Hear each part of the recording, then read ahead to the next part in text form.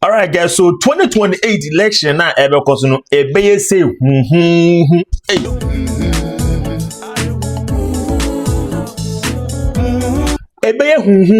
Because they say Alan Kyeremateng also created on a new party, which is United Party. Now the main background of United Party, no, the party we used to know, which is the UP. But right now, that is the main grassroots of the new UP that we have created.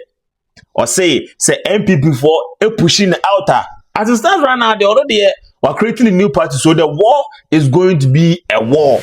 Until opening out of this UP new party, United Party, and I trigger a lot of conversation online because Alan Kyeremateng can't send baby. So I say NPP Fompo and a person bringing it down, and until was shifting on what in the new party. Ono can't be about how the galamsey is going because we say President Mahama could have used his analogy behind how to stop the galamsey because also in the integral part right now President Mahama is not even using his analogy concerning how we can fight the galamsey because what a whole policy how you can fight the galamsey. So why are they not using that? And also or say one day one factory. President Mahama, the 24-hour economy now President Mahama wants to create, you know, he could have just used the 1D, 1F, which Akufo-Addo came what and then published. All because say was say on per se, Obia person about Oyene di internet. He said, "I come here say Obia be any dia any and say or use Akufo-Addo the end year." But rather, how can you conduct 24-hour economy without providing businesses and job opportunities? If you can't provide these, that means it is not as unnecessary to say you create 24-hour economy. And then that is what Akufo-Addo came on and do 1D, 1F. So he could have used that initiative to build the 24-hour economy. Anya, we are building the same country, isn't it? Yes, we are building the same country. And you know, Alan Kyeremateng, the revealing of the UP party now created CNM. It didn't come with the name UP alone. But rather, it came with some certain huge points. I will make it here. NPP for the dragon out. NPP for release amnesty demand. Or say, Obia release amnesty beyond found Amobia. When we need anything import when it comes to amnesty, we need. Guys, that is what we are going to talk about today. We have a lot to discuss. But mind you, I am the only YouTuber in the United States of America. I know, say, Kevin Taylor, I know say Chino Jonas and so honum, but I am the new YouTuber in United States of America. Please, so anytime could you show them when you come to United States, please make sure you reach out to me. My YouTube account is Tomline Studio. Reach out to me, we can talk and we can have fun when you come to United States. All right, guys, let's dive into the video. So Alan Kyeremateng, a key point said the NPP was trying to drag him out because they didn't want to give him the opportunities. And then also, Mpenimphobia no more NPP mo at the quantity potia or free NPP munya say because na kamia kwakwa say yen pese be more shiny opportunity no was there but the bia na yana kamia kwakwa say as ye the opportunity ne pese the money pe bi more ye instead of giving it to him no and as some Mpenimphobia no more party no they decided not to give it to them but rather they decided to give it to some people bia maybe it might not help the party. So technically, you know, as an NPP for no person, no more person come more dragging on, or more can I say there be your own cause president in the Grand Prix and I have to say that Solomon Owusu, we have Ghanayawa Sapon, yes, we've had some great ones. We have Dr. Boabing Asamoah, they started it. They started you see a former general secretary, and then subsequently you also see another one or hitting to, and subsequently we've had Andrew Appiah Dankwa also. Yes, Andrew Appiah Dankwa. Shows up. Rodalin is always available. Yes, so the question that had always been asked, and I also asked it too as a host. Okay. Where were all these great talents who contributed to political movement in the NPP? When the NPP was in power? Interesting question. The matter speaks for itself as lawyers. So if you are wondering now how we had all these talents within, let's say, a powerful party like the NPP, one of the duopoly parties. And they didn't seem to be celebrated. But now, moving out into a small political entity like Movement, suddenly people get to appreciate what their contribution has been. So I say the matter speaks for itself. So it shows that the opportunity to shine was not available when they were part of the NPP. Because otherwise, how do you explain it? As you seem to be asking. But then it also then shows I don't understand. Are you saying they were pulling you down? Well, the matter speaks for itself because they were all part of that party. And if you didn't hear about them, and now that they are part of movement, you are hearing about them and actually are claiming that they are doing well, then it shows that the movement for change, even though it was not a full-blown political party, was structured to allow people to unleash their own potential. And so it's very clear. And it's not only in that. It's the same thing with even coming out with the GTP. So how is it that all these gentlemen who were part of the NPP, they were part of the NPP structure, and they were not able to produce the quality, the level of quality of a policy blueprint, and they were only able to do so when they came out of the NPP into a much smaller political entity. So again, it shows you that moving out of an NPP into movement, the nature and structure of the movement was providing an opportunity for people to shine and express themselves. And blossom. And blossom. And blossom.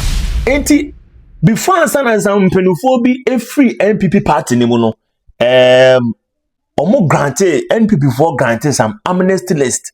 Edema some mpenufo ni bi, which Alan Kyeremateng was supposed to be part, but and then Alan Kyeremateng say NPP for granted no amnesty list bia no one can na even if they talk about amnesty list in part, or no crampo ni ma the crampo your friend amnesty list. And this NPP for say there is something about amnesty list that on wonim NPP for no more drag no more person obokoswa brabom. That is why they did that to him. And before you birthed UP, I mean, Mr. Kyeremateng, you were given an amnesty. There was a whole statement that was issued by the new Patriotic Party. Indeed, I even asked Solomon about it. Asked Pierre Dankwa about it. Nani Asapoy, I couldn't meet him at the time. Offering amnesty to people like you, including Solomon Owusu, lawyer Pierre Dankwa, and the rest, Rodalin, and all those people. And you decided to go and establish and adore a new political party, Mr. Kyeremateng. But Roland, that was probably the most presumptuous, I would say, statement that was made. Presumptuous? That they are granted amnesty. Well, they granted amnesty. They defined those who could benefit from the amnesty. Look, I have been a founding member of the NPP.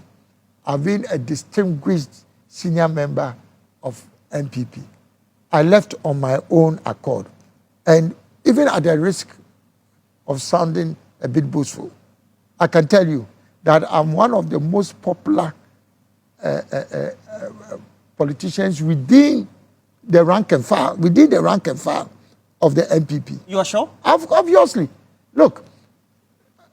You conducted a poll? Let me tell you that the truth of the matter is that within the NPP, the rank and file, you see, people confuse the leadership and then the rank and file. I'm talking about the rank and file of the party. You know, all the aspirants who are vying for power, you ask them. You mean the base of the party? Yes, the aspirants now who are vying for power. The majority of them, when they go around, they talk to people. Majority of them are people who are Alanites, as we call them. Okay. So you cannot grant, a party cannot talk about granting amnesty. Why didn't you take the amnesty? But that's gesture? what I'm saying. That's what I'm saying. That I didn't even understand what they meant by the amnesty. You understand me? If it's political amnesty as we know it, and that's what they're talking about, then it didn't apply to me. It has no value for me for them to say that they are granting amnesty. At any rate, they even said that those who left on their own are not part of the amnesty. But it had no application to somebody like me. You understand? And Did it appeal to you? And it even shows the arrogance, look. Mr. Chairman, are you making claims here? Dr. Mahmoud Bawumia, Brian Champong, Kenny Japong, yes, the General Secretary, yes, Kodria Frimpong, the arrogance. Is that what you're saying? No, I don't think you understood what I said. I'm saying that if the leadership of the party are saying that they've granted amnesty to those who somehow are no longer part of the party, but those that left on their own, they are not part of the amnesty. That's what I was talking about.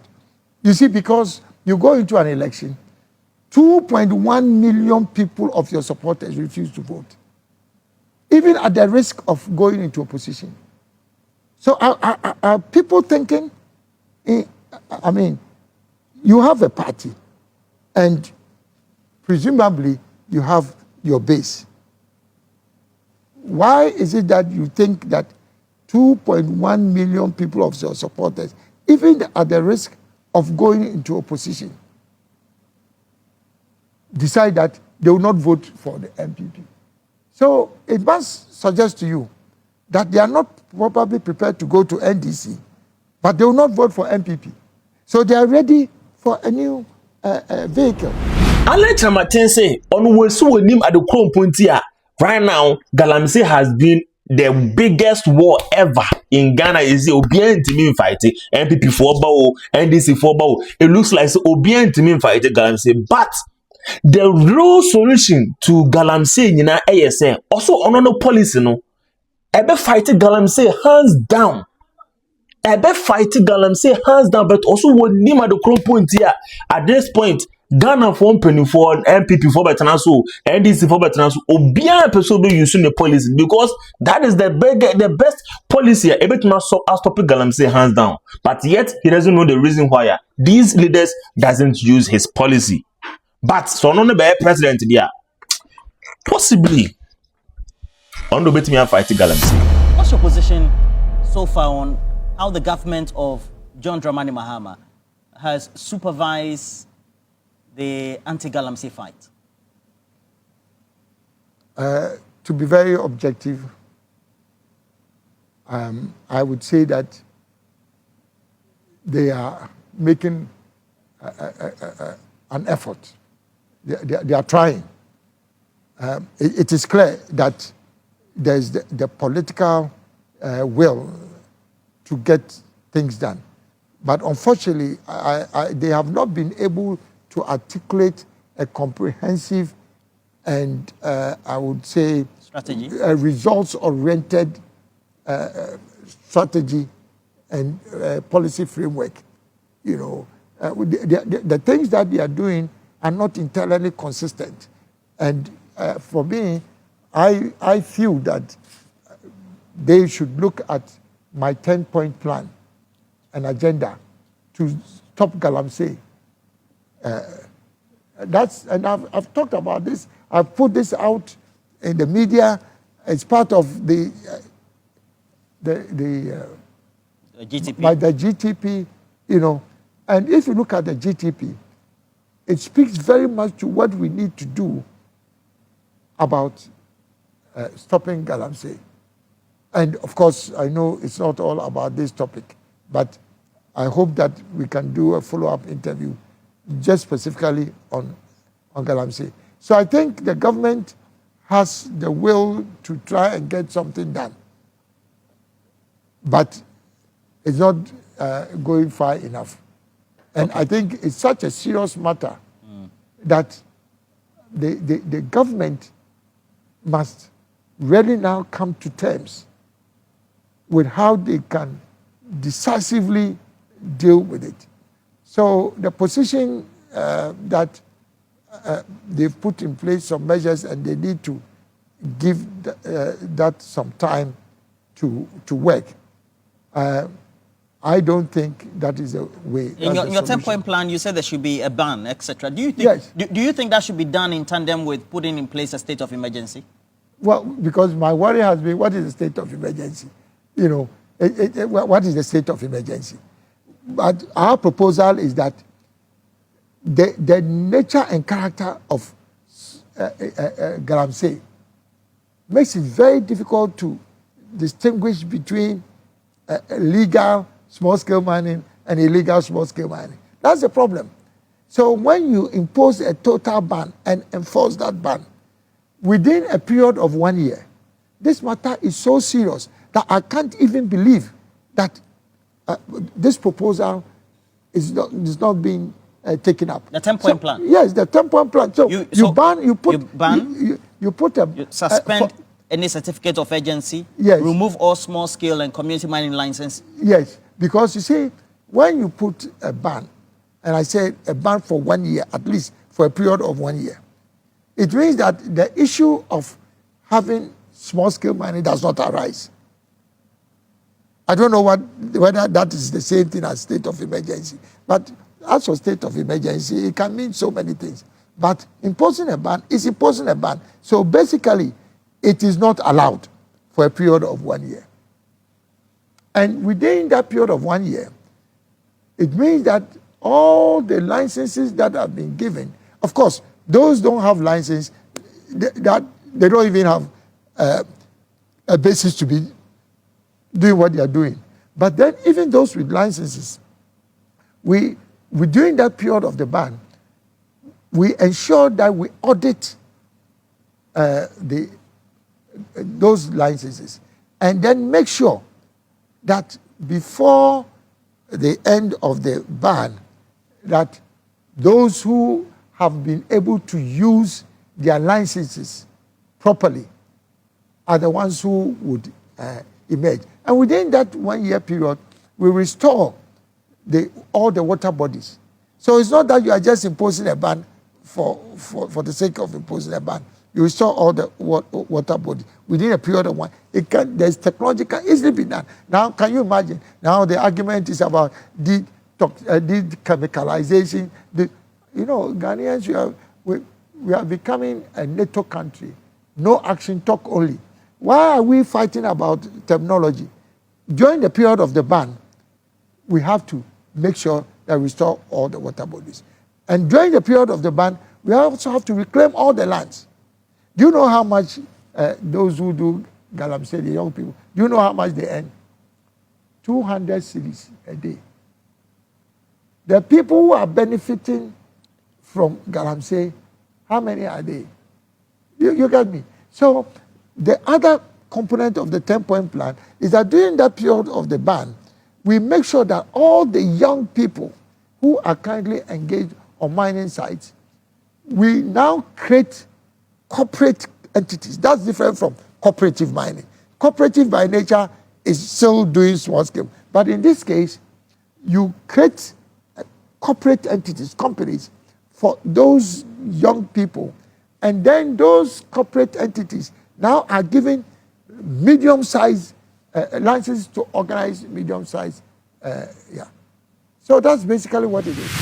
Alan Kyeremateng can say, or say 1D1F could have been the best start point for 24-hour economy.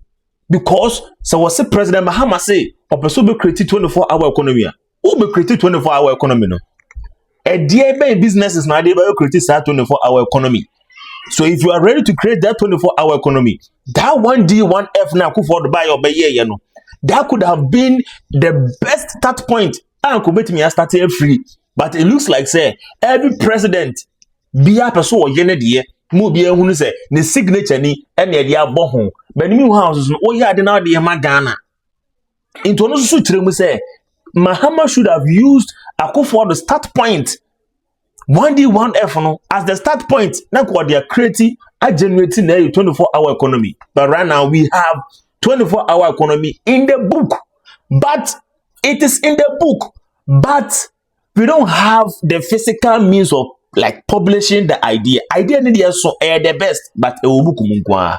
Adenti enye nyusu 1D 1F and found publish it yensem and I fan kan yema man enye yi. What do you make of the 24-hour economic policy and plan that has been outlawed? Of course, it has to be progressively introduced in such a way that the market organically picks up to be able to create the demand for it. Yeah. And then how could it have been better implemented? Because, we had 1D, 1F, which you supervise, I'm told. Yes. No, you see, the principle behind the 24-hour economic policy is sound.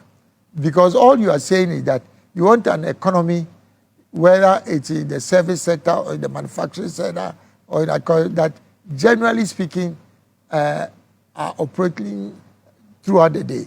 Now, the principle is good, but it is what is the implementation modalities for that? So just talking about it is one thing, and making it happen is another thing. So what I would have expected the government to do, if they were primed to continue and take off from where the previous administration left, is to say that the previous administration had 1 district, 1 factory, which was apolitical. It didn't matter whether you were NPP or NDC. And at least at the time I was leaving, we had almost 300 companies that had benefited from the 1 district, 1 factory, using government support incentives. So it would only have made sense that this government would have said that, look, 1 district, 1 factory companies are the first candidates for the 24-hour economy. What do you need, each of these 1DF companies, to make you run 24 hours? That is all. It's not a complicated matter. And so if a particular company needs more raw materials, that's what you provide.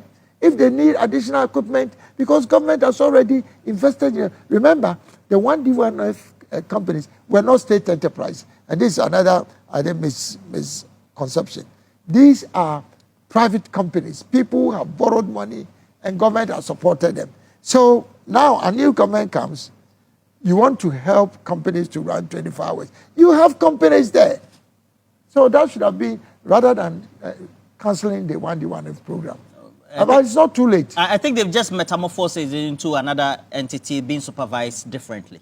Yeah, that could trickle into the 24-hour policy. Yeah, but what I'm saying is that the 24-hour economy policy document itself has some good elements. I mean, there's no doubt about that, But what I'm saying is that it is the implementation that is the important thing.